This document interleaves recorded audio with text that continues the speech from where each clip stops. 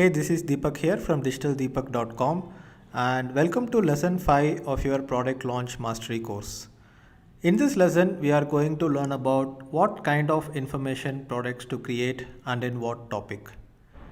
If you are a blogger and if you have already selected a niche, then you can go ahead with that niche to try to create information products in that niche, or you can also create a new niche and go ahead with it.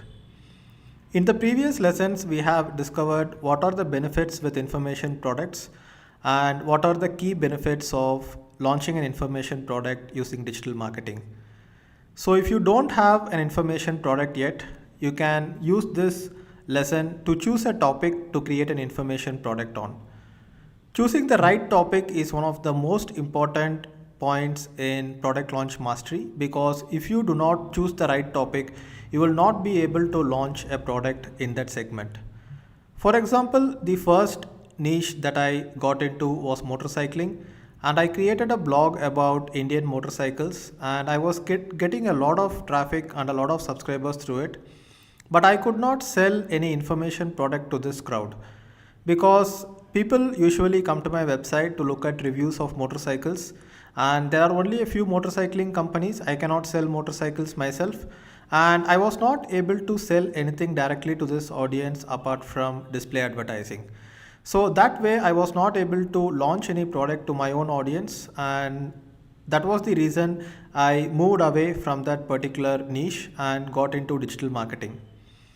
So in digital marketing, I sell information products and training products. In fact, the product that you are consuming right now is also an information product from my business. And this topic selection is very important. You have to select a topic where you will be able to sell an information product. The selection of this topic has to have three main components in it: the market, your passion, and your talent. So if you are going to choose a topic in which you are not passionate about, then it will be very difficult to create an information product in it and create some thought leadership for your personal brand through it. So I would recommend that you should always choose a topic which you are passionate about. Like for example, I am passionate about digital marketing, and I create digital marketing courses and I blog about digital marketing on my blog. So there is a certain level of interest which keeps me going. Otherwise, it becomes very difficult to go ahead and put years and years of hard work into a particular topic if you are not passionate about it. So here we have a few points to find out what you might be passionate about. So you have to think about what do you do as a hobby and what do you do apart from your work and life. And you have to think about what are you generally interested in, naturally gravitating towards certain topics. So even before I created my digital marketing blog and created my digital marketing courses, I used to read a lot of books about marketing and digital marketing, and because I was passionate about it even before I had a business or a career around it. So if you think about your hobbies and what are you generally interested in terms of reading books, reading magazines, and browsing websites, you will be able to find out in which topic you are passionate about. At the same time, just because you are passionate about something does not mean that you can actually teach on that topic. For example, I have just started learning guitar, and that is something I am passionate about, but yet I don't have the talent to actually go ahead and teach it. So if you are passionate about something and if you are not an expert in it, you are not eligible to teach other people about it. So you also need to develop your talent. You need to think about what have you done with your work experience, what is your natural gift, and when do people approach you for help. So if you have a certain years of work experience in a particular topic, then you actually have talent in it apart from passion. So if you are just getting started with digital marketing and if you do not have any specific experience in any topic, I do not recommend going ahead and launching an information product right now.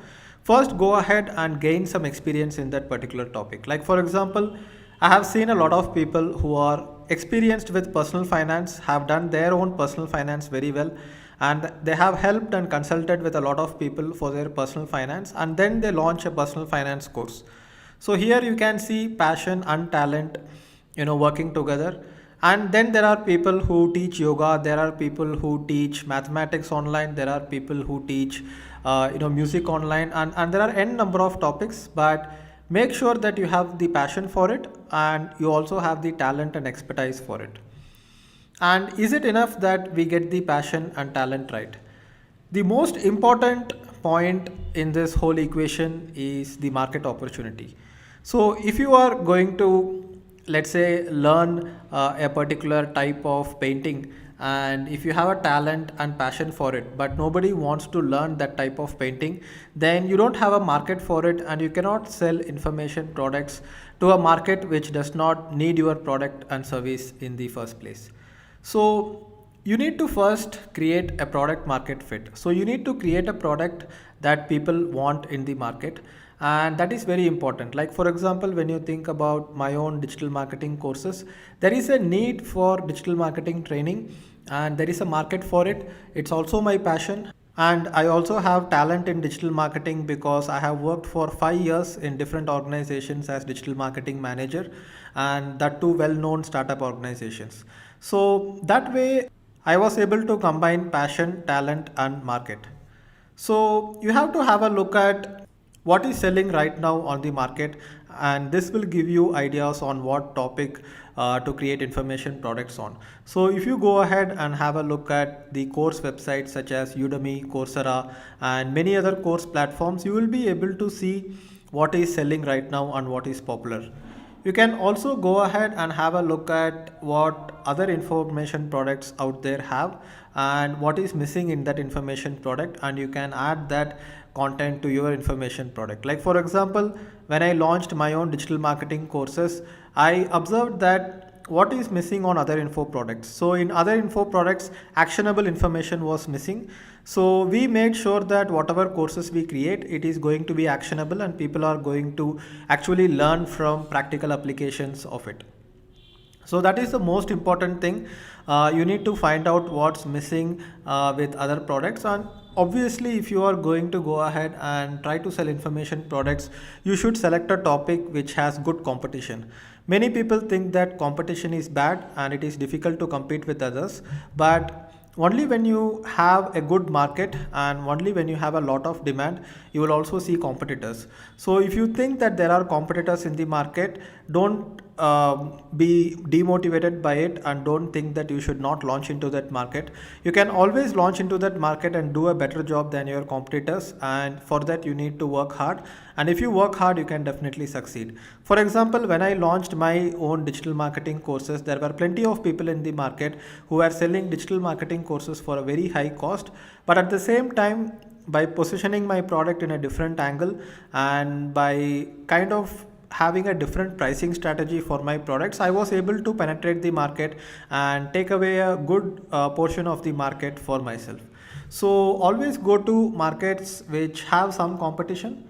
And then the other thing that you have to think about when looking at the market opportunity is that you need to find out what is the problem most audiences are struggling with. So you have to be the person who is giving solutions for them, and you also have to look at what are people buying right now, what is the topic that is trending the most. Like for example, if you take a topic like robotics, it was trending a lot at a certain point in time and then nobody cared about robotics. So you have to have a look at what are people buying and then go ahead and choose a particular topic through that way. And you also have to look at what are your competitors selling successfully. So all your competitors will have different products, and you can look at the product which is selling the most successfully to find out the market demand for that particular product. And the most important topic selection process and the most important market demand discovery process is to go and ask your customers directly. To ask your customers directly, you need a community. For example, I have a community called Learn Digital Marketing. It is a Facebook group, and there are more than 95,000 members in this Facebook group.